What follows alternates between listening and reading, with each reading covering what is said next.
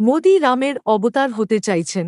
অধীর চৌধুরী লোকসভা নির্বাচনের আগে রাম মন্দির উদ্বোধন নিয়ে বিরোধীরা কেন্দ্রীয় সরকারকে আক্রমণ করছে এবং এটিকে সরকারি কর্মসূচি বলে অভিহিত করছে, যার কারণে তীব্র শীতের মধ্যে রাজনৈতিক তাপমাত্রা বাড়ছে। একে অপরের মধ্যে চলছে অভিযোগ পাল্টা অভিযোগের পর্ব। কংগ্রেস এবং অধীর রঞ্জন চৌধুরী সরকারকে নিয়ে নানা প্রশ্ন তুলছেন। তিনি বলেন, প্রধানমন্ত্রী মোদি থমনৌরে নিজেই রামের অবতার হতে চান। অত্যন্ত পরিকল্পিতভাবে নির্বাচন ইস্যুতে টেনে রামকে প্রতিপন্ন করা হচ্ছে। অধীর রঞ্জনও প্রধানমন্ত্রী নরেন্দ্র মোদিকে নিশানা করে প্রশ্ন করেছেন, তিনি কি দেশের একমাত্র হিন্দু? সংবাদ সংস্থা এনআইএর সাথে কথা বলতে গিয়ে কংগ্রেস নেতা বলেছেন, রাম মন্দিরের প্রাণ প্রতিষ্ঠা অনুষ্ঠানে আমন্ত্রণ প্রত্যাখ্যান করার জন্য যদি আমাদের হিন্দু বিরোধী বলা হয়, তবে শঙ্করাচার্যদের কি বলা হবে?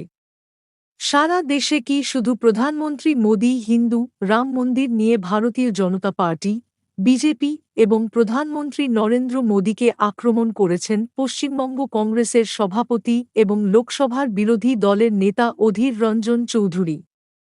তিনি অভিযোগ করেছেন যে বিজেপি তার রাজনৈতিক উদ্দেশ্যে তার নাম ব্যবহার করে ভগবান রামের অপমান করছে। প্রকৃতপক্ষে কংগ্রেস সহ ভারতীয় জোটের বেশিরভাগ সাংবিধানিক দল রাম লালার অভিষেক অনুষ্ঠানে অংশ নিতে অস্বীকার করেছিল। অধীর রঞ্জন চৌধুরীকেও অনুষ্ঠানে যোগ দেওয়ার জন্য আমন্ত্রণ জানানো হয়েছিল। তিনি বলেন, তারা বিজেপি তাদের রাজনৈতিক উদ্দেশ্যে ভগবান রামের নাম ব্যবহার করে তাকে অপমান করছে। সিপিআই-এম এর সাধারণ সম্পাদক সীতারাম ইয়েচুরি, কংগ্রেসের জাতীয় সভাপতি মল্লিকার্জুন খাড়গে এবং প্রাক্তন রাষ্ট্রপতি সোনিয়া গান্ধী ইতিমধ্যেই অভিষেক অনুষ্ঠানের আমন্ত্রণ প্রত্যাখ্যান করেছেন। সমাজবাদী পার্টি এসপি প্রধান অখিলেশ যাদব এই মাসের শুরুতে আমন্ত্রণ প্রত্যাখ্যান করেছিলেন, বলেছিলেন যে তিনি পরে তার পরিবারের সাথে মন্দিরে যাবেন। রামলালার জীবন ২২ জানুয়ারি অযোধ্যায় পবিত্র হবে, যার জন্য প্রস্তুতি পুরোদমে চলছে এবং আচার অনুষ্ঠান করা হচ্ছে। গর্ভগৃহে রামলালার মূর্তি স্থাপন করা হয়েছে।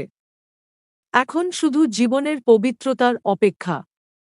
এই অনুষ্ঠানের জন্য রামনগরীকে কনের মতো সাজানো হয়েছে। এই অনুষ্ঠানে ৭,০০০ মানুষ অংশ নেবেন বলে